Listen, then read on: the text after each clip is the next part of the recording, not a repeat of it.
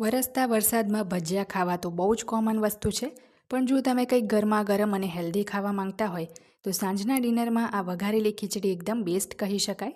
ખાવામાં હેલ્ધી હોવાની સાથે સાથે જ બહુ ટેસ્ટી લાગે છે આ ખીચડી, જેને તમે કઢી સાથે કે રસાવાળા શાક સાથે કે પછી કંઈ પણ ના હોય તો પાપડ અને અથાણા સાથે ખાઓ તો પણ બહુ જ ભાવશે.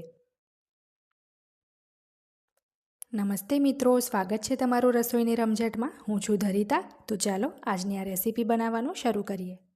તો એના માટે આપણે સૌથી પહેલાં દાળ ચોખા પલાળી લઈશું. તો અહીંયા મેં 1/4 કપ જેટલા કોલમ ચોખા લીધા છે. તમે મસૂરી, પરિમલ કે બાસમતી ગમતા હોય તો બાસમતી ચોખા પણ લઈ શકો છો. હવે આમાં 1/3 કપ જેટલી આપણે મગની છોતરાવાળી દાળ ઉમેરીશું અને સેમ એટલી જ ક્વોન્ટિટીમાં 1/3 કપ જેટલી જ મગની જે પીળી મોગર દાળ આવે એ ઉમેરીશું. બંને દાળ મળીને પણ 1/4 કપ જ લીધી છે, મતલબ કે ચોખા અને દાળનું પ્રમાણ અહીં મેં એક સરખું લીધું છે. હવે આપણે આ દાળ ચોખાને સરસ પાણી ઉમેરીને 3 થી 4 વખત ધોઈ લેવાના છે, જેથી તેમાં રહેલો પાવડર કે કંઈક કચરું હોય તો નીકળી જાય. તો સરસ હળવા હાથે આપણે દાળ ચોખાને ધોવાના છે, કારણ કે અહીંયા જે દાળ ચોખા છે એ થોડા પાવડર કરેલા છે, એટલે સરસ પાવડર નીકળી જાય એ રીતના આપણે એને ધોઈ લેવાના છે. તો હજી પાણી બદલીને એને ધોઈ લઈશું. તો અહીંયા 3 થી 4 વખત મેં દાળ ચોખાને પાણી બદલીને સરસ ધોઈ લીધા છે. હવે આપણે એમાં દાળ ચોખા ડૂબે એટલું સાફ પીવાનું પાણી ઉમેરીશું અને 20 થી 25 મિનિટ એને પલળવા દઈશું. જો તમારી પાસે સમય વધારે હોય તો 1/4 કલાક કે 1 કલાક રાખશો તો પણ વાંધો નહીં આવે. તો અહીંયા બસ 20 જ મિનિટ મેં દાળ ચોખાને પલળવા દીધા છે. સમય જો તમારી પાસે વધારે હોય તો તમારે એને વધારે પલાળી રાખવા. હવે 20 મિનિટની અંદર મેં શાકભાજી જે છે કટ કરી લીધા છે ખીચડીના. તો એક મીડિયમ સાઇઝનું ટામેટું, એક મીડિયમ સાઇઝની ડુંગળી, 1/2 કપ જેટલા ફ્રોઝન વટાણા, અને જગ્યાએ ફ્રેશ વટાણા હોય તો ફ્રેશ જ લેવા, અને એક નાની સાઇઝનું બટાકું છોલીને મેં ટુકડા કરીને લીધું છે. હવે ગેસ ઉપર એક કુકરમાં આપણે 2 ટેબલ સ્પૂન જેટલું તેલ ગરમ કરીશું.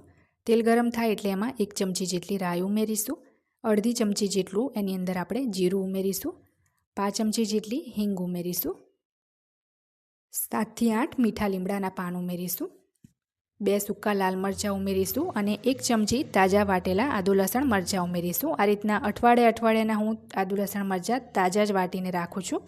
1 ટેબલ સ્પૂન કાચા શિંગદાણા ઉમેરીશું અને બધું જ આપણે 1 મિનિટ માટે ધીમા તાપે સાંતળી લેવાનું છે, જેથી શિંગદાણા પર સરસ શેકાઈ જાય અને આદુ લસણની કચાશ પણ નીકળી જાય.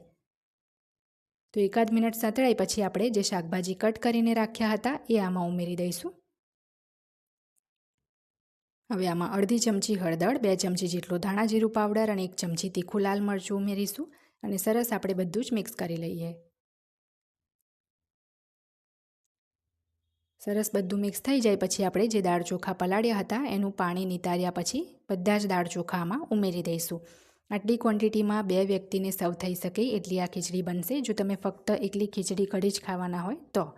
હવે સ્વાદ પ્રમાણે એમાં આપણે મીઠું ઉમેરી દઈશું અને બધું જ સરસ મિક્સ કરીને શરૂઆતમાં પાણી ઉમેર્યા વગર એમનેમ જ ઢાંકીને શાકભાજી અને દાળ ચોખાને 2 થી 3 મિનિટ આપણે ચડવા દેવાનું છે. તરત આપણે એમાં પાણી નથી ઉમેરવાનું. તો એના ઉપર આપણે એક ડીશ ઢાંકી દઈશું અને 2-3 મિનિટ એમ જ મીડિયમ તાપે એને ચડવા દઈએ. 2 થી 3 મિનિટ પછી આપણે ફરી એક વખત દાળ ચોખા અને શાકભાજીને હલાવી લઈશું.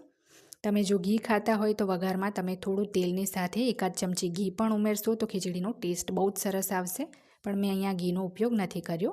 હવે એમાં 4 કપ જેટલું આપણે પાણી ઉમેરીશું. જે 200 ml વાળા કપથી આપણે 1/4 કપ ચોખા માપીને લીધા હતા એનાથી જ માપીને હું 4 કપ એટલે કે 800 ml અહીંયા પાણી ઉમેરું છું. તમે જો 1 લીટર પૂરેપૂરું પાણી લઈ લેશો તો પણ ચાલી જશે. હવે સરસ આપણે બધું જ મિક્સ કરી દઈએ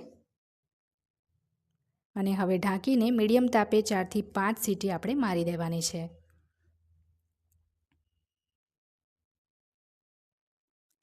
તો 4 થી 5 સીટી માર્યા પછી કુકર એની જાતે જ મેં ઠંડુ થવા દીધું હતું, પછી મેં ઢાંકણ ખોલ્યું છે.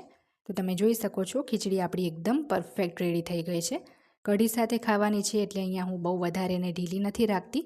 તમે આનાથી વધારે જો તમને ઢીલી ગમે તો થોડું પાણી ઉમેરીને કન્સિસ્ટન્સી તમે હજી ઢીલી કરી શકો છો. તો છેલ્લે આપણે ગાર્નિશિંગ માટે થોડા લીલા ધાણા ઉમેરી દઈશું અને ગરમા ગરમ આ ખીચડીને આપણે સર્વ કરીશું. ઘણીવાર આપણે નવી આઇટમ્સ પણ ખાઈને કંટાળી જતા હોઈએ છીએ, ત્યારે એમ થાય કે આજે તો એકદમ હળવું અને સાદું જ ખાઈએ. ત્યારે તમે જરૂરથી આ વઘારેલી ખીચડીને આ રીતે ટ્રાય કરજો. ખાવામાં પણ બહુ હેલ્ધી છે અને કઢી સાથે તો આ ખીચડી બહુ જ ટેસ્ટી લાગે છે.